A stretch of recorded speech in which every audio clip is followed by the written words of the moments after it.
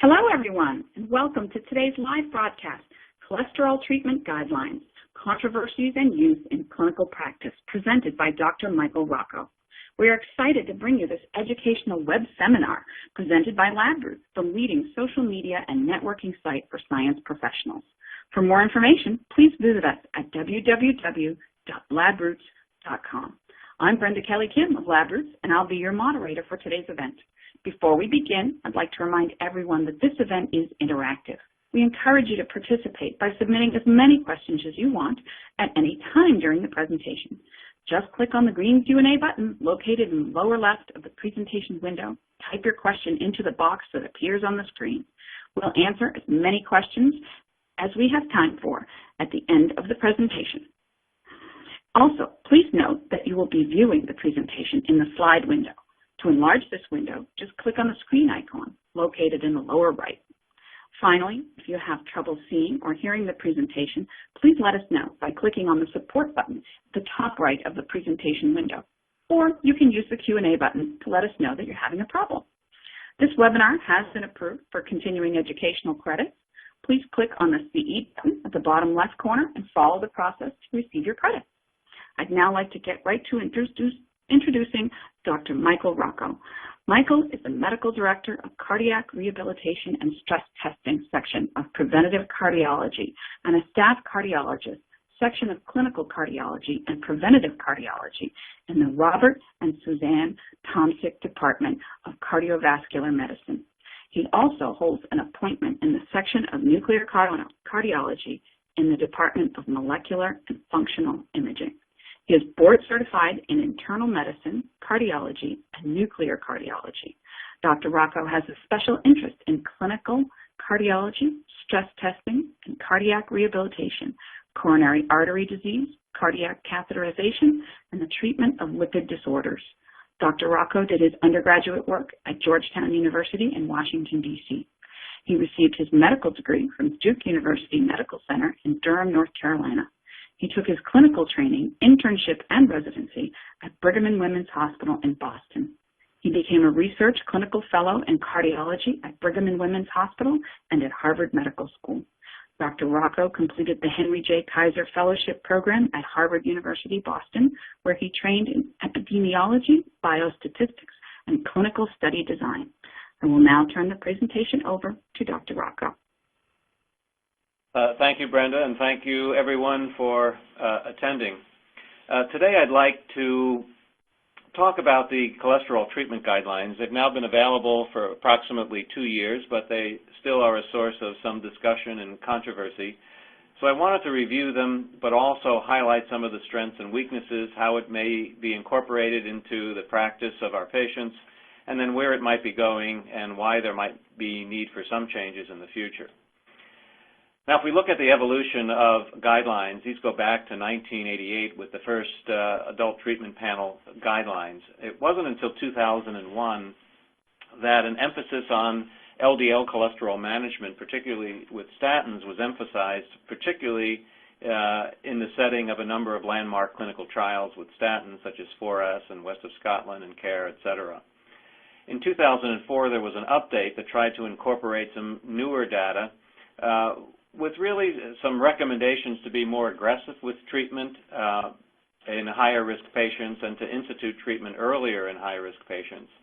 And then this was confirmed in AHA-ACC updates in 2006 and 2011, but it really wasn't until 12 years later that we have a complete new set of guidelines, and those are the AHA-ACC guidelines we're going to review today, which built upon further clinical trials. Now, I'll just start with a question. This is a 56-year-old overweight male with type 2 diabetes on metformin, a non-smoker with hypertension controlled on an ACE inhibitor, a family history of diabetes and myocardial infarction, who's sedentary and has claudication symptoms with an abnormal ABI. And you can see his lipid panel there. His LDL, triglycerides, total and non-HDL cholesterol are elevated with a low HDL, with an elevated ApoB, LDL particle number, and A1C of 7.3. So the question is, based on current guidelines, goals for therapy in this patient should be one of the 5 following.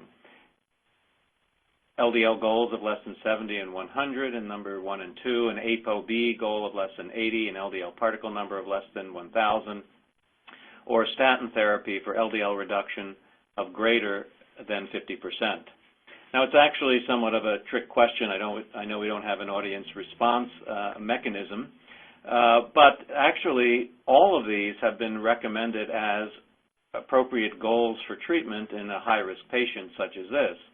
But if the question was based on the new ACCIAHA guidelines, the answer would be number 5, statin therapy for an LDL reduction. So this represents sort of the major paradigm shift in the new guidelines and one of the reasons for some controversy. So we can understand where these come by reviewing the reasons why the goals that the people were charged with who wrote the guidelines. So these were sort of started in 2008, convened by NHLBI, and transitioned to the ACCIAHA in 2013 for finalization, dissemination, and implementation. But the main charge of the guidelines was to come up with an evidence-based recommendation for cholesterol-lowering drug therapies that were shown to significantly reduce atherosclerotic vascular disease endpoints, and to base this on a systematic review of randomized controlled trials and meta-analysis of these types of trials, and try to minimize observational data and expert opinion. Questions that were charged to address were whether LDL or non-HDL goals, both for primary and secondary prevention, were supported by the current clinical trial data, and emphasize the benefits of event reduction relative to side effects of statin and non-statin therapies. From this, they constructed evidence statements that were synthesized into clinical recommendations with levels of strength according to the NHLBI standards or the ACCIAHA classifications that which we are familiar with. Now, there's also a risk assessment group that was charged with trying to come up with a data set that was more modern to develop a predictive tool, particularly for primary prevention patients, that could help minimize some of the problems associated with the Framingham risk calculator, which has sort of been the core of the ATP3 guideline risk calculator. So there are some good and some bad issues here. So what are the good? Well, I think the emphasis on evidence-based management and using clinical trials for the basis of the statements is a good thing to do. We want to try to approach our patients and use treatments that have been proven to be beneficial. The emphasis that statin therapy should be the primary therapy and titrating to maximally effective doses also makes a lot of sense, and there's a lot of clinical data demonstrating incremental benefit with more potent statin therapy in high-risk patients. They also critically reviewed and expanded safety recommendations. They did a fairly thorough review of the current clinical trial database, which I think is a good source for us. And they also recognize that there's a lot of unknown data and implemented a potential mechanism for early review of new data and earlier revisions when new data is available. However, emphasis on evidence-based clinical trials is also one of the bad points because this is randomized trials are controlled, restricted groups often, and there are outliers that may not be covered by these clinical trials. It also eliminated lipid goals for therapy, which has been rooted in our practice standards for a long time, and no recommendations or very little recommendations for treating beyond LDL cholesterol and statin therapy, with a major de-emphasis of non-statin therapies. And this represented a marked change in our established prior recommendations without any attempt to harmonize with the previous guidelines, which I think caused a lot of confusion and concern. And then there was the new risk calculator, which was put out there without prior publication or peer review, which raised a fair amount of ire and confusion as well. So that having been said, let's really review what the guidelines tell us. The number one emphasis was on healthy lifestyle as the foundation for cardiovascular risk reduction. And these guidelines were published simultaneously with recommendations for risk assessment, obesity management, and lifestyle non-pharmacologic management. But number 2 really highlights the main statement of the guidelines, and that is that they identified 4 groups for which there was strong evidence that statin therapy, when implemented, would substantially reduce adverse cardiovascular endpoints. And this included individuals with clinical atherosclerotic disease, those with a primary elevation of LDL before treatment of greater than 190 to try to identify simply familial hypercholesterolemia patients, diabetic patients, and then those patients without any of the above that had an estimated risk of a hard cardiovascular endpoint of greater than 7.5% over 10 years. They did recognize that other groups might benefit, but the evidence was less strong. A corollary to this was that they felt that evidence was inadequate from clinical trials to support specific LDL or non-HDL goals for therapy, and therefore treatment should be focused primarily on intensity of statin, using either a moderate or high intensity statin, which were the doses that were proven to be beneficial in clinical trials. They also introduced a new pooled cohort equation that added stroke to the endpoints to calculate 10-year but also lifetime risk of an event occurring to help in the management of primary prevention non-diabetic patients. They did emphasize, though, that clinician-patient discussion was prominently important, particularly when initiating statin therapy in primary prevention patients. A lot of time was spent identifying the safety risks, both of statins and also of non-statin therapies, but the bottom line was they felt statins had an acceptable margin of safety when used in properly selected individuals. And here they went outside of their goals of randomized trials, and this is primarily based on expert opinion in terms of how to manage adverse effects such as statin intolerance, how to address some of the issues of increased diabetes risk and cognitive issues. There was a reduced emphasis on non-statin therapies, although it is mentioned that they may be considered in selected individuals. And expert opinion was also offered on how to use certain biomarkers and non-invasive testing for subclinical disease as a way to further risk stratify patients. And then they added a pathway for future updates to the guidelines. So this is just a schematic of the treatment groups. Here represented are the first 3 groups, the clinical disease, the LDL greater than 190, and the diabetic population. And as you can see in the green boxes, in the majority of these patients, it's recommended to use a high-intensity statin.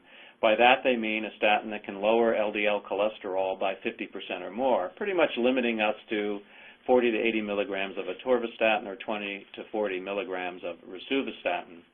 In individuals that are older, over 75, or have a profile that might put them at higher risk for side effects and higher doses of statins, a moderate intensity statin, so that would be a statin which can lower LDL cholesterols between 30 and 50%.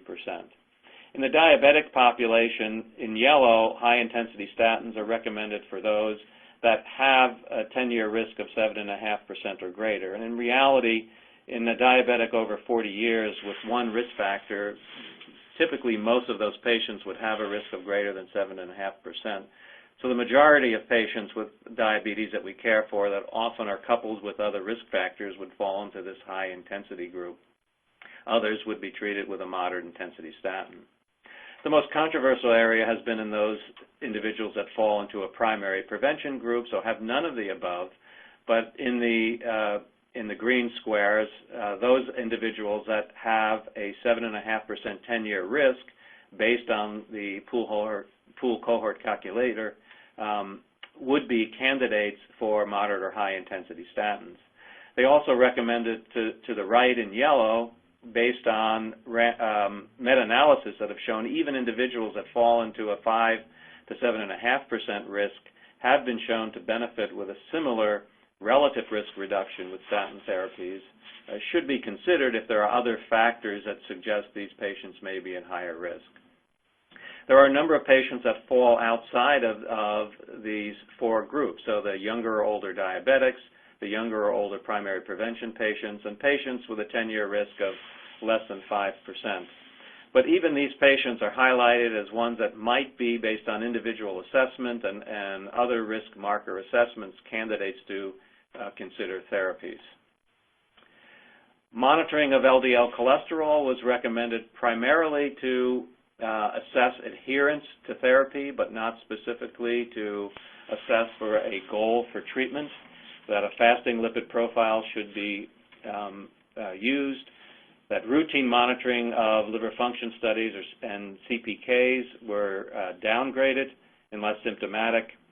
They addressed the issue of diabetes and the risk of diabetes with statins, but overall felt that in appropriately selected patients, the benefits of statins outweighed the small risk of diabetes development, that these patients should just be followed and screened, with more emphasis on healthy lifestyle intervention in these higher risk patients. So a number of controversies, though, came out very quickly, and I wanted to address some of those. Some of these controversies, actually, with careful reading of the guidelines and going deeper than just the summary, have been addressed within the guidelines, but there are others that still exist, and I think will continue to be problems for some people. But I want to first focus on number one, the lack of recommendations for target lipid goals. Again, they look for percent reduction, not specific lipid goals, and follow-up for adherence, again, not to see if goals are achieved. But linked to this is that there are few recommendations for what to do with non-statin or add-on therapy, particularly in that high-risk subgroup of patients that are on statins but have metabolic dyslipidemia. So if you look at the statements from the guidelines, there are no recommendations for, but they also say they have no recommendations specifically against LDL or non-HDL targets, predominantly because the goal was evidence-based recommendations, and no randomized trials were ever designed to look at a titration strategy to specific goals. Also, they said there are some potential problems if you adopt a treat-to-target strategy only. Number one, that the clinical trial data is not there to tell us what the most appropriate target should be in these patients. Are there targets that might be too low in terms of complications or side effects, for example?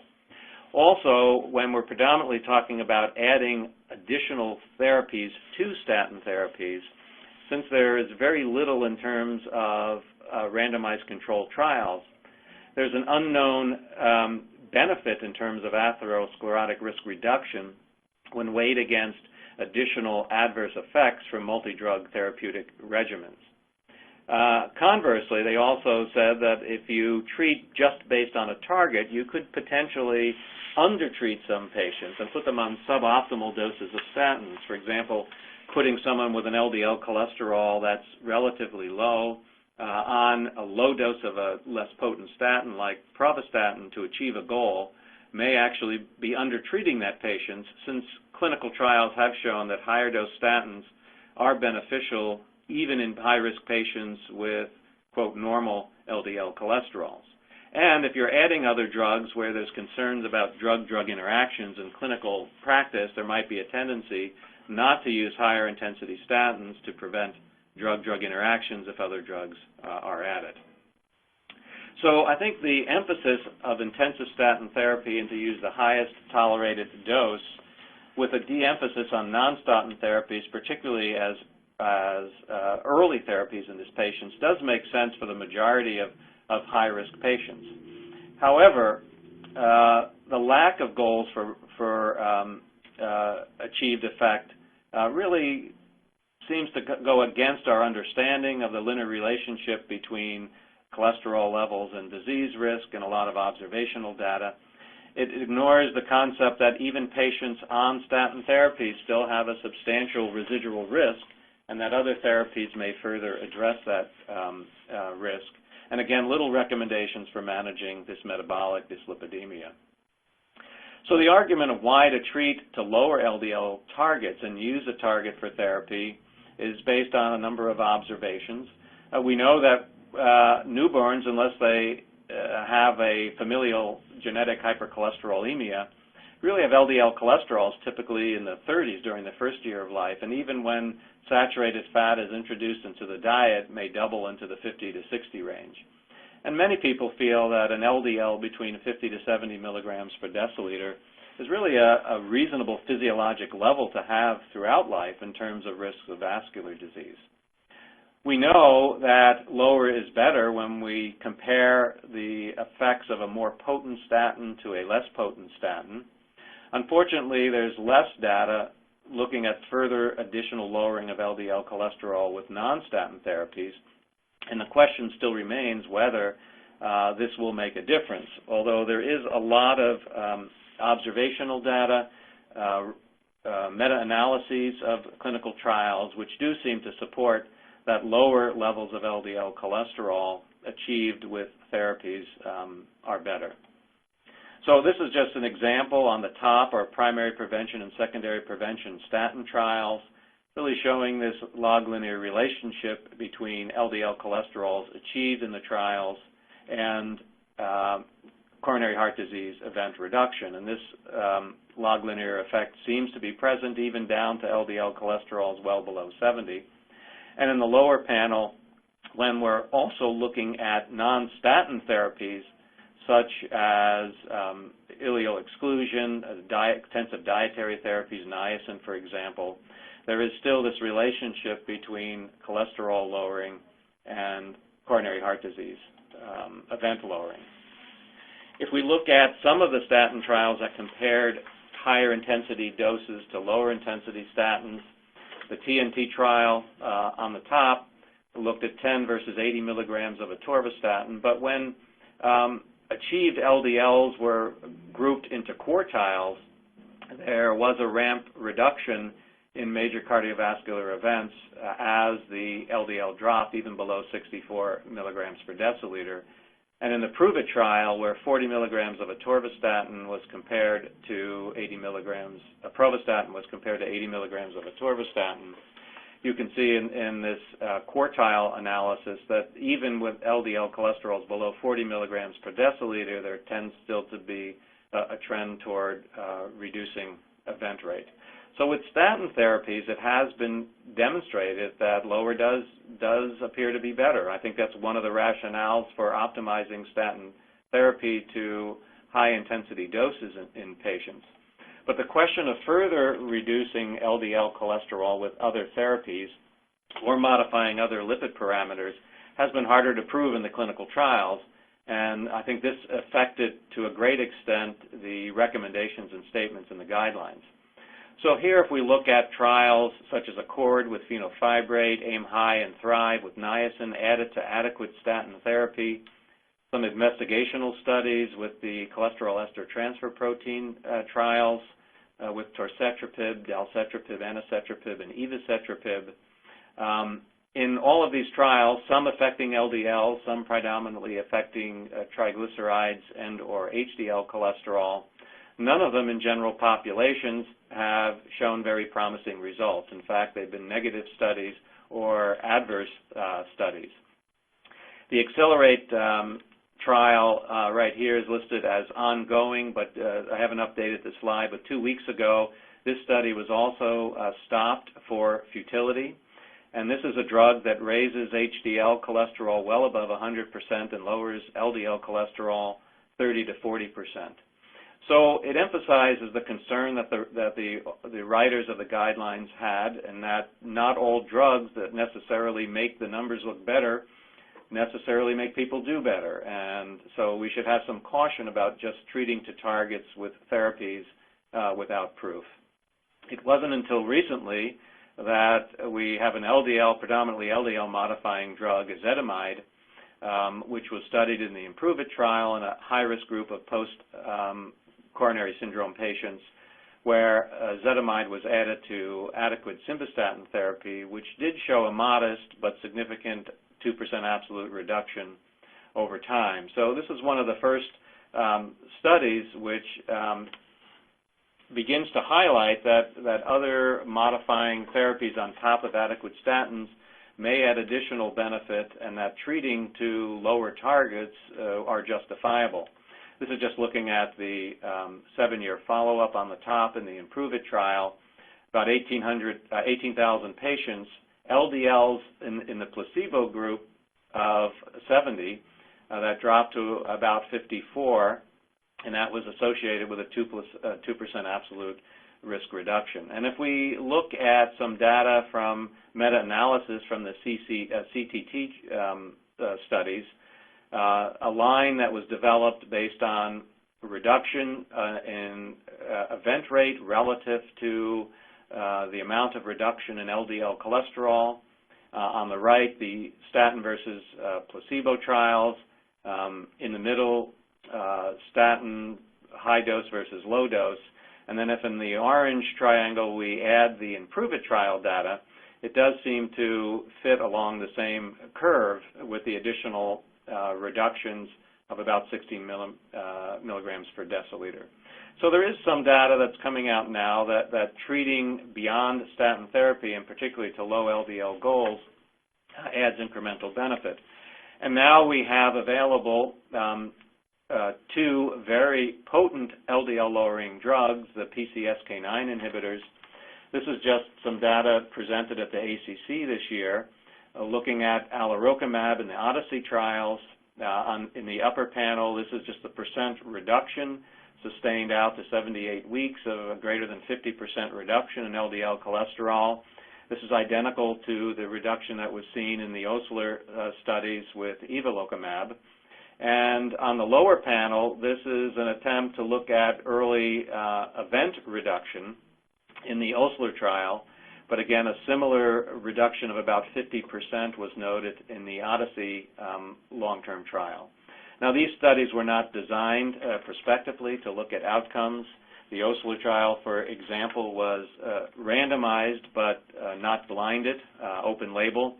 So we have to look at this data with a grain of salt. There were a small number of event rates, but at least it suggests that we're going in the right direction with aggressively lowering LDL cholesterol further in high-risk individuals.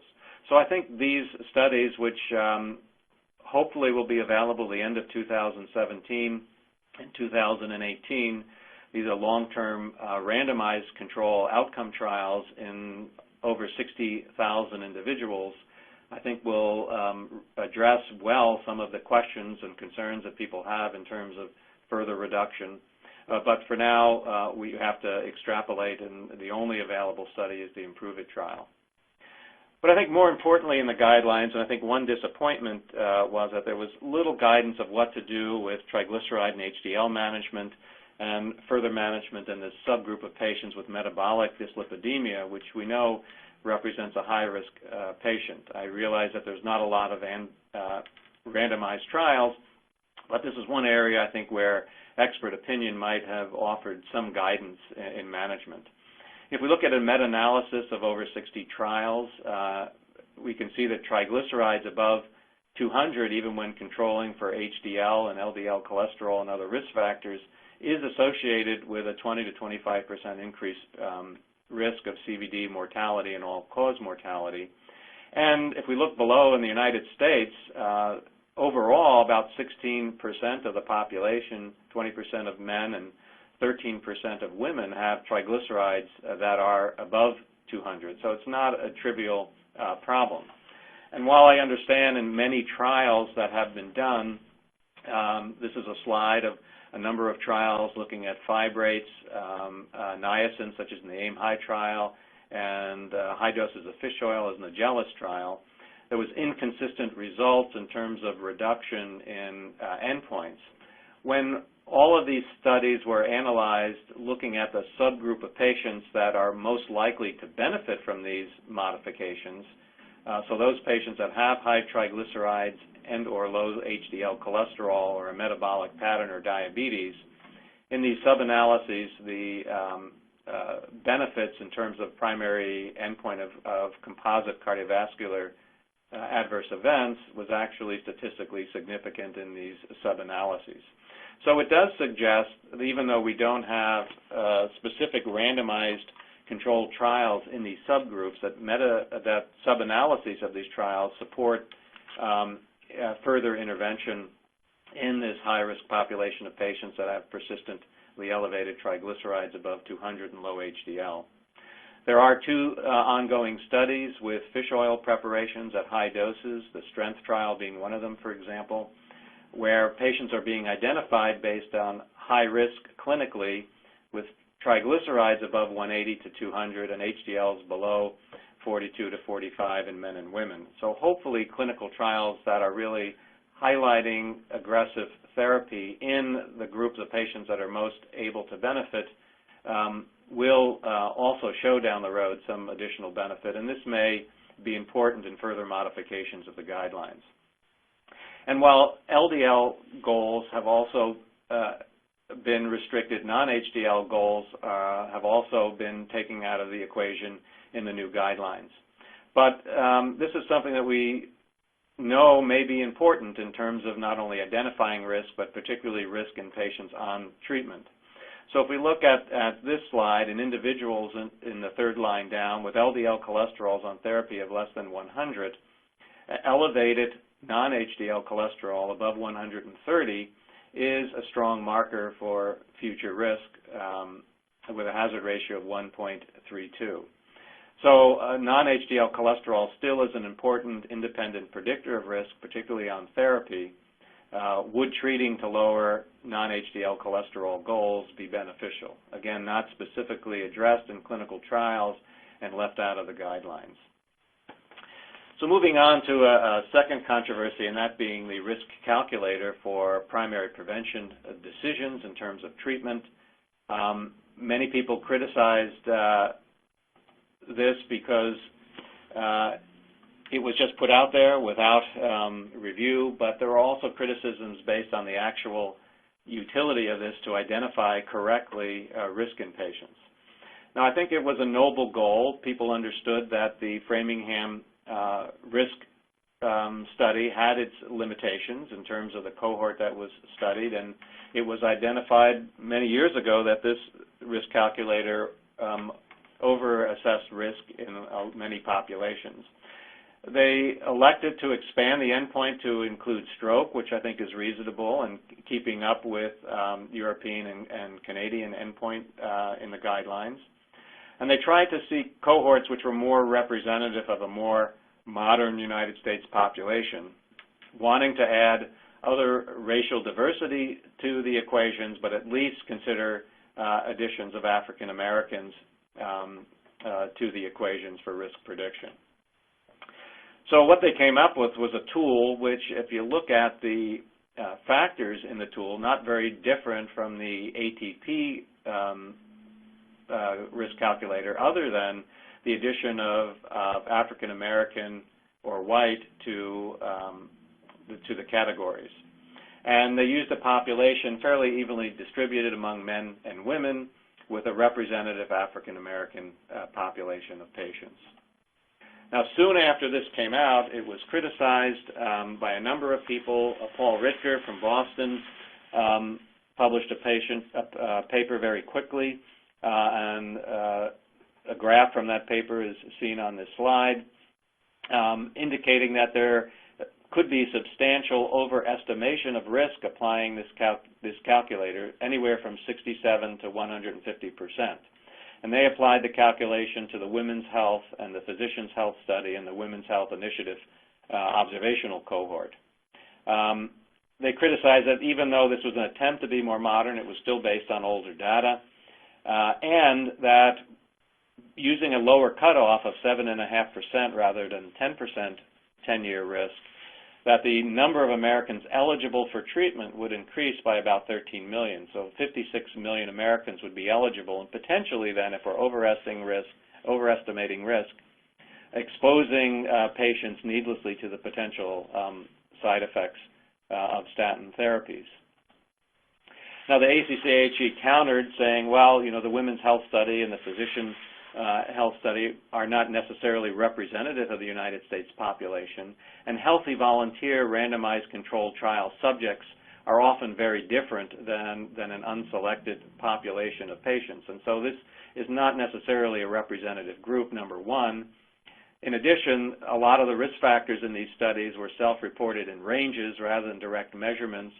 There was incomplete event capture, and there was no way to account for downstream therapies, and over time therapeutic recommendations changed, and they thought it was not surprising that looking at these databases that there would be an overestimate. And in fact, when the calculator was applied to the database from the REGARDS trial, albeit a 5-year data that was extrapolated out to 10 years, they did report that looking at different sub-levels of risk, there was pretty good concordance until you get to the highest risk group. Also, when compared to the SCORE trial from Europe, the ACCIAHA calculator correlated pretty well with the European SCORE's identification of high-risk patients. And lastly, since we're using these calculators to try to identify patients who would benefit from statin therapy, a corollary of that being those that already have preclinical cardiovascular disease, such as atherosclerosis, when a study was done examining CT angiograms of the coronary arteries in over 3,000 patients, it found that the ACCIAHA guidelines from 2013 calculator compared to the old ATP3 calculator was much better at identifying those patients that had heavy plaque burdens and therefore more appropriate for statin therapy by 92% versus 53%. So we can argue both ways, but I think the important thing to recognize is that no calculator is perfect. These are based on certain populations and then applied to different populations. Also, therapies are changing between the time calculator databases are collected and they are applied then to individual patients. The Annals published a paper in 2015 comparing different calculators. They looked at the Framingham Risk Coronary Heart Disease Calculator, the initial one, their modifications to include and expand to other cardiovascular diseases, the ATP3 modification of the Framingham Risk Score for the guidelines in 2001, the AHA-ACC 2013 score, and then the Reynolds score, which is a little different than all of them in that they did incorporate family history and inflammatory marker of CRP. And this is a busy slide, but as you can see, the line represents perfect concordance, and just a quick glance indicates that most of these calculators in men and 3 out of the 5 in women do overestimate risk, the Reynolds score seeming to be about the best in men, and the Framingham cardiovascular disease, the extended score in women. So I think it's important to recognize that many of these scores do overestimate, and in fact, if we look at the ATP3 calculator in men, it tended to overestimate by 154% compared to 86% in the new ATP3 2013 calculator. And in women, both of these calculators do overestimate risk as well. So at least in men, this calculator, which was criticized because of overestimation, was actually somewhat better than what we had been using in the 10 years preceding. So in terms of risk scores, it's very important. You want an accurate cardiac estimation because it's essential in trying to balance in an individual patient the risks of therapy against the preventive benefits. And overestimation can certainly expose lower risk patients unnecessarily to the risk of a therapy, in this case statin therapies, and it has implications from a public health standpoint in terms of adverse events and cost. So I think we need to look at these calculators only as a starting point for clinicians really to begin discussions of the risks and benefits of treatments, not only of statin therapy, but the importance of focusing on management of other risk factors and lifestyle, rather than there being a mandate to write a prescription for a statin therapy. And in fact, if you read the guidelines, the authors themselves advocate that a risk of over 7.5% should not result in necessarily starting a drug, but commencing the conversation with the patient on how best to manage risk, with the possibility of using a statin therapy as one of those. therapeutic interventions. Lastly, I wanted to just focus on the concern about potentially undertreating some patients and overtreating others. And I think if you look into the guidelines, you'll see that there are mechanisms that we can use in clinical practice to address these outlying patients. So the younger, older individuals, those patients that are young with a strong family history and elevated LDL, those with insufficient response to therapy.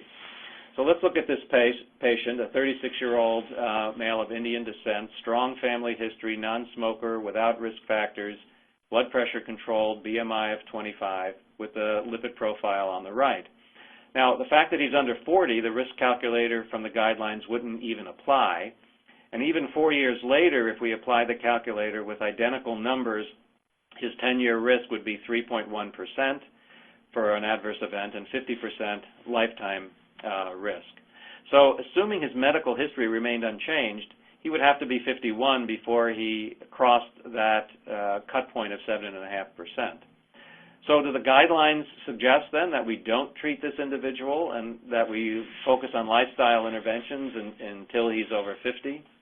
Well, actually, they do address this in the guidelines. So they recommend specifically that in adults with LDLs less than 190 do not fit into another statin benefit group, or whom after quantitative risk assessment treatment decision is uncertain, additional factors may be used to try to reassess risk and make a judgment about the benefits in risk reduction versus side effects in treating these patients. And the factors to consider include an LDL greater than 160, family history of disease in males less than 55 and females less than 65, elevated inflammatory marker of a CRP greater than or equal to 2, an elevated coronary calcium score, ABIs of less than 0.9 or a high lifetime risk. And in the individual we just looked at with an LDL of over 160, family history, elevated CRP, and high lifetime risk, it's a patient that falls outside of those boundaries that you would certainly have a discussion with the patient about the benefits of instituting statin therapy, and it would be supported by the guidelines. Conversely, we have a patient here who is 47, no family history, hypertension but controlled on hydrochlorothiazide, no history of diabetes, a non-smoker, elevated BMI, and sedentary. His 10-year risk is 7.6%, but he has an LDL cholesterol of 95, triglycerides of 150, normal glucose, CRP borderline at 1.9. So is this a patient that you would start a statin on, and the guidelines tell us that this is necessary? Well, again, the guidelines say that this is a starting point for discussion. We can use the same factors that we use to assess greater risk to try to reassess lower risk. So he does not have an elevated CRP or lipoprotein A. He does not have a family history. His lifetime risk is not significantly high, although not reported here, and his LDL is low. And this is a patient that you might rightly focus on lifestyle issues to work on the weight and the exercise and hold off on initiating a statin. Another group is a group with insufficient response. So here we have a 52-year-old African American with atherosclerotic disease being managed medically, controlled hypertension, good control of diabetes, a non-smoker, overweight, and sedentary with this lipid panel. Now, he falls into a high-risk group with diabetes and overt cardiovascular disease, so he started on 80 milligrams of atorvastatin, a high-intensity statin, met with a nutritionist for dietary issues and started a walking program. And then he has a lipid panel to assess his compliance, not necessarily goals. His LDL is down to 101, so a less than 50% reduction. So he's already on maximal intensity statins. Based on the guidelines, is this as far as we go, or are there recommendations that we could consider additional therapies in this patient? Again, there are individuals, not this particular patient, who is taking his medications but has a less than optimal response. But we're seeing more and more patients that are not on statins or are limiting the maximal dose of statins because of side effects. If we look at a meta-analysis of 27 placebo trials, LFTs increased with a risk ratio of 1.5, about a 9% increased risk of diabetes and myalgia. While you might say they aren't that high, In clinical practice, this often leads to interruption of statin therapy or reduction of dose. And in fact, if we look at some observational studies, myopathy symptoms have been reported as high as 10%. In a study of 100,000 patients in 2 academic medical centers, about 50% of patients at least had temporary discontinuation of the statins. About 17% had adverse events leading to stoppage of statins in about 11% of these patients, and only about half of them at 12 months were back on statins. So there are many reasons that patients may not be on statins or on less than adequate doses. The guidelines do say we should, whenever possible, titrate to the maximally tolerated intensity of dose based on their risk category. But in those that are still in a high-risk group are on maximally tolerated statin with a less than anticipated response, and there is some question about how to define that, but in our patient here in this example, he had a less than 50% reduction and was compliant. You may consider adding other non-statin therapies, and particularly in a high-risk group, so patients with clinically evident disease, with familial hypercholesterolemia and or diabetes. And likewise, in candidates for statin therapy that are totally or partially statin intolerant, they say it's reasonable to use non-statin therapies that have been shown to reduce events whenever possible.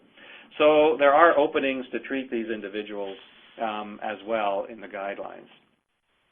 Now, just briefly to point out that there are other guidelines that are contemporary that don't necessarily agree with them.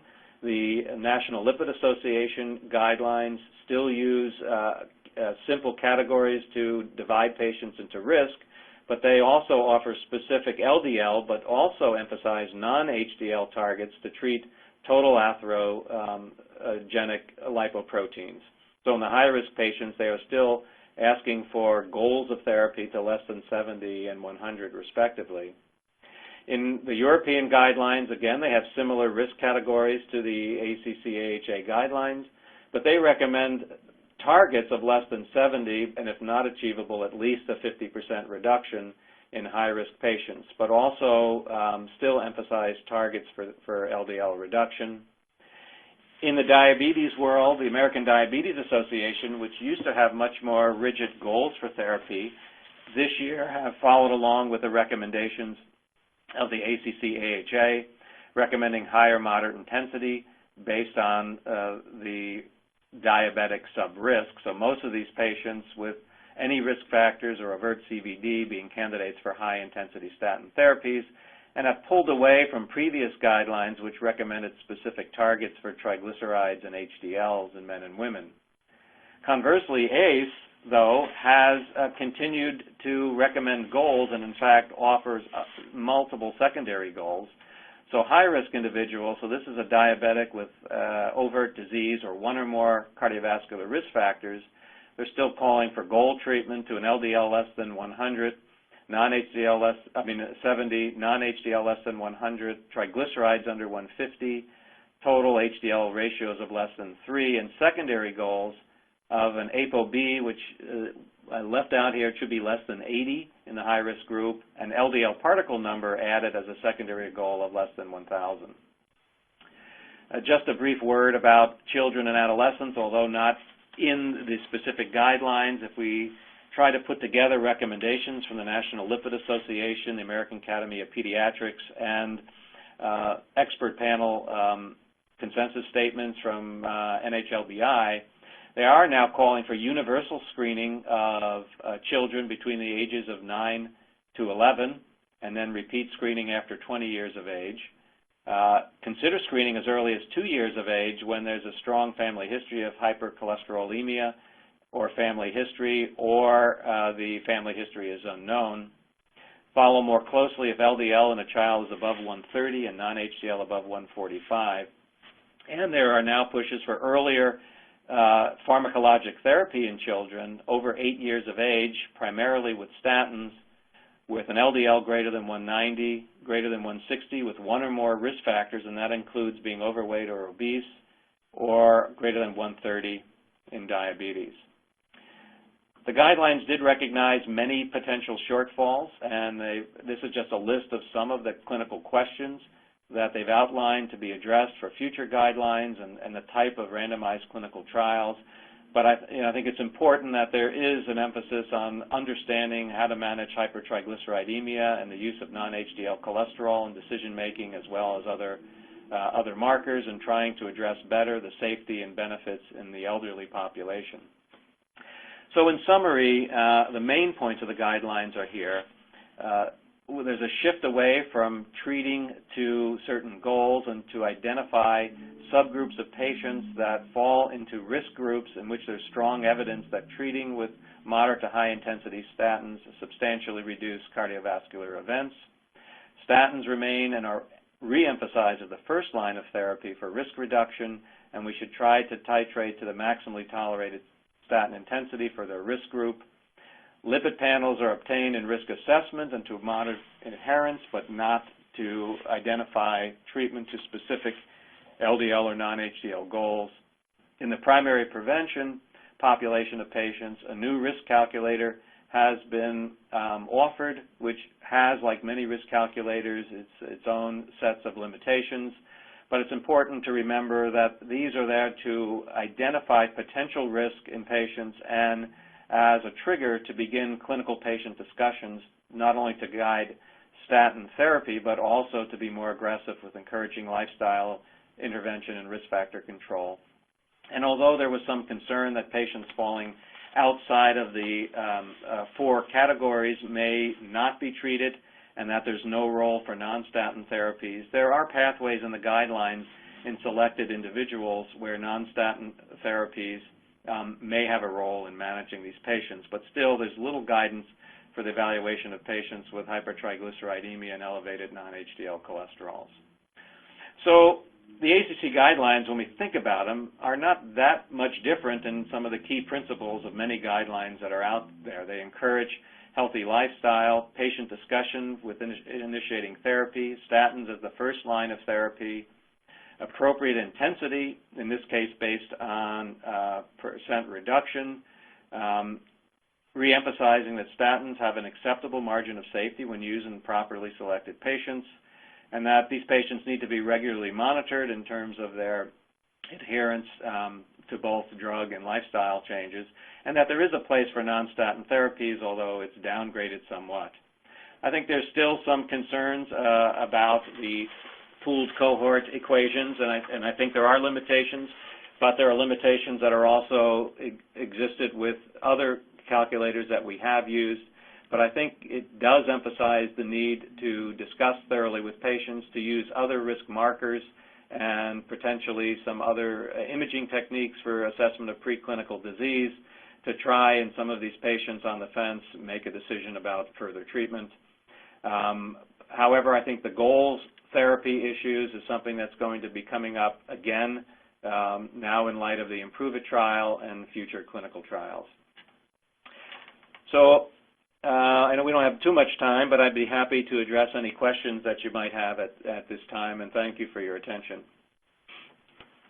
Thank you, Michael, for bringing that information to us in your presentation. Time for Q&A. If you have a question you'd like to ask Dr. Rocco, please do so now. Click on the green Q&A button at the lower left of the presentation window, type your question into the box, and we'll get to as many of them as we can. Our first question, what is the recommended approach to managing a patient with intolerance to statins? So this is actually addressed in the guidelines, and it's based on expert opinion. We recognize that there are patients that cannot tolerate statins. The most common reason is because of muscle symptoms or myalgias. We also recognize sometimes it's very hard to sort out whether this is an association or causality, but the bottom line is that patients may not be taking the drugs or getting the benefits. We have found that not all statins are the same, and that patients who have a problem with one statin may actually be able to tolerate a different statin. So we will often target patients with 2 or more statins, often beginning at low doses with slow titration. The data with coenzyme Q10 is somewhat conflicting, but at least we have seen some patients that have benefited from CoQ10 empirically, so we will sometimes use that at 200 milligrams a day.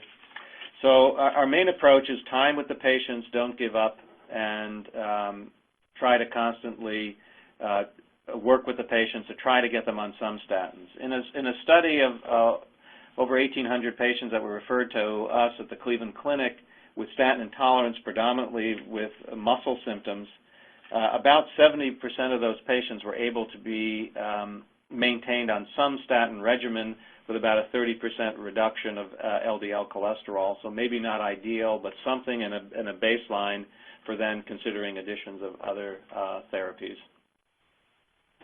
Thank you. Our next question, in light of the AIM-HIGH and THRIVE trials, are there still situations in which you would use niacin?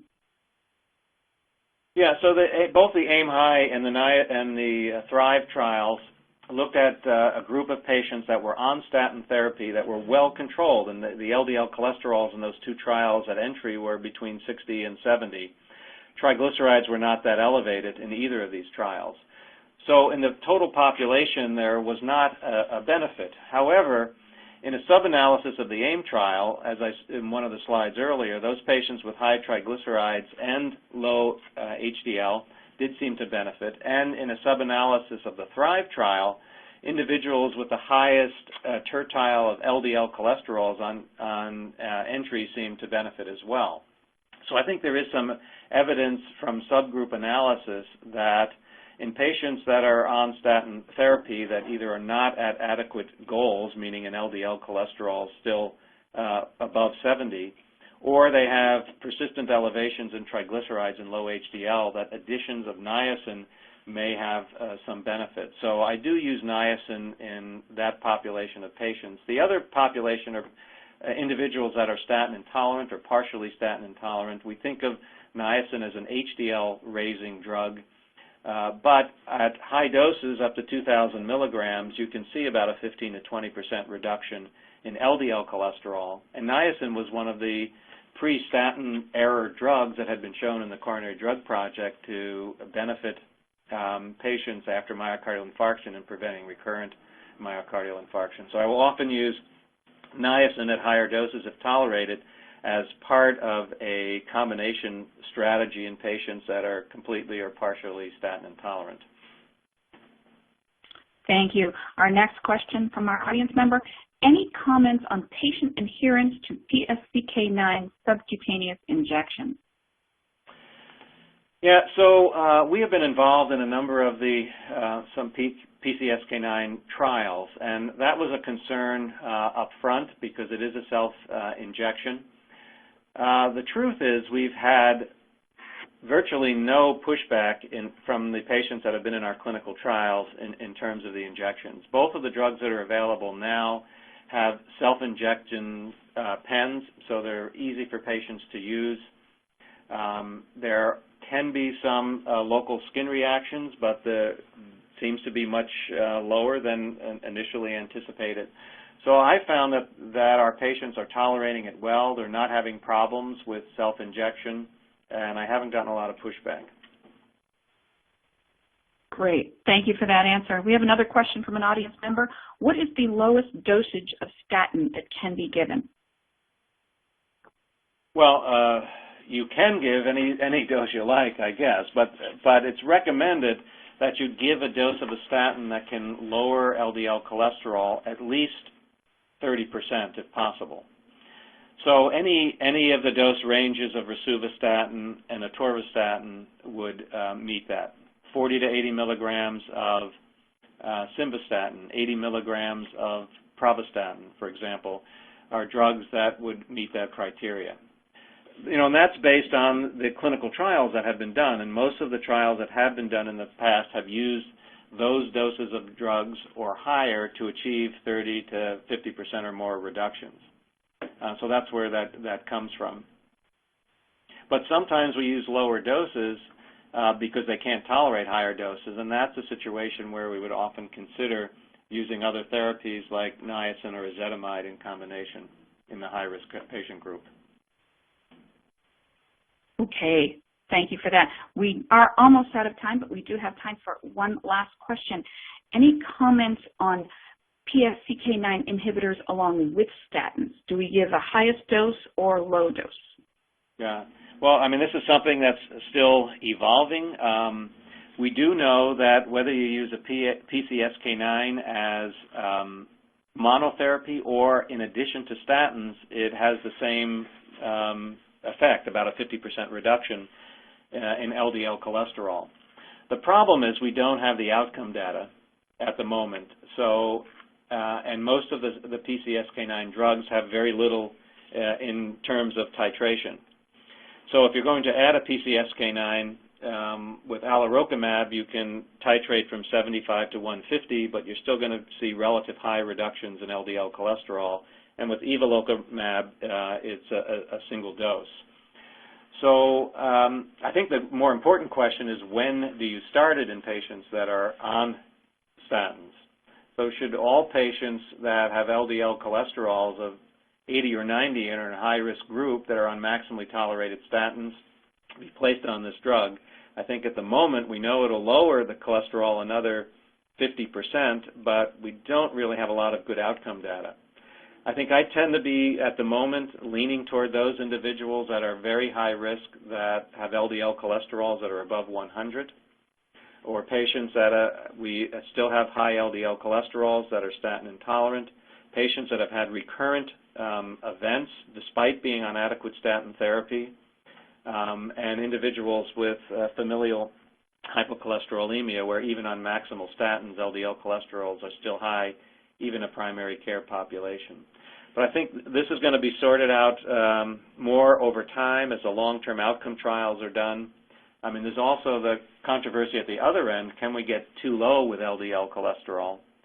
So far in these trials, we haven't seen a strong signal that very low LDL cholesterols are associated with a higher incidence of adverse events, but we'll have a lot more information from the long randomized trials. Great, thank you. That is all the time we have for our questions. I'd like to thank Michael Rocco once again for his presentation, and just ask him if he has any final comments to leave our audience with. No, I thank you for being here and listening. I think the important thing to remember with guidelines is that they're just that. They're guidelines. They're not rules. We can apply these to our individual patients, but we always have to look at the patient as an individual and make the best decision for that individual patient. These guidelines are just there to aid us in starting these conversations and discussing the appropriate therapies. Super. Thank you again, Dr. Rocco, for being here. I also want to let our audience know that today's webcast will be available for on-demand viewing through May of 2016. You'll receive an email from LabRoots letting you know when this webcast is available for replay, and we would invite you to share that email with your colleagues who may have missed today's live event. Thank you again for joining us here at LabRoots. We hope to see you again. Goodbye.